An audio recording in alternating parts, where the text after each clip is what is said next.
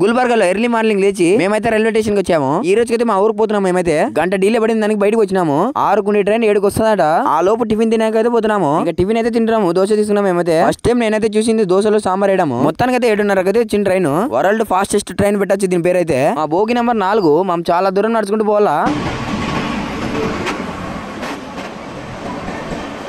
Train లోకి అయితే ఎక్కినాము. ఆ రోషన్ పైకి కూర్చున్నాడు. అప్పుడే పండుకునే సిద్ధంగా అయినాడు. ఈ వ్యూ చూడండి మామ, పొద్దున్నే ఎక్సలెంట్ గా ఉంది.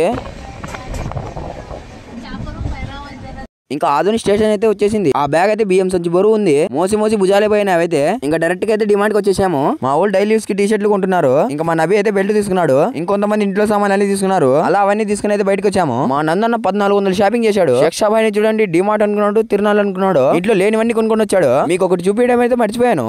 నేనైతే అద్దాలు పెట్టుకుని షో కొడుతున్నాను. అద్దాలు ఎంత బాగున్నా నేను కొనలేదు, ఎందుకంటే నా దగ్గర డబ్బులు లేవు. డైరెక్ట్ గా 11 కొడుతున్నాం. ఇంకా బండి మన స్ఫూర్తిగా అయితే మాట్లాడుతాను. నా వీడియోస్ ఎలా ఉంటే ఒక మంచి కామెంట్ చేయండి. ఇంకో మరొక వీడియోతో కలుసుకుందాం. ఫాలో చేసుకోమాము.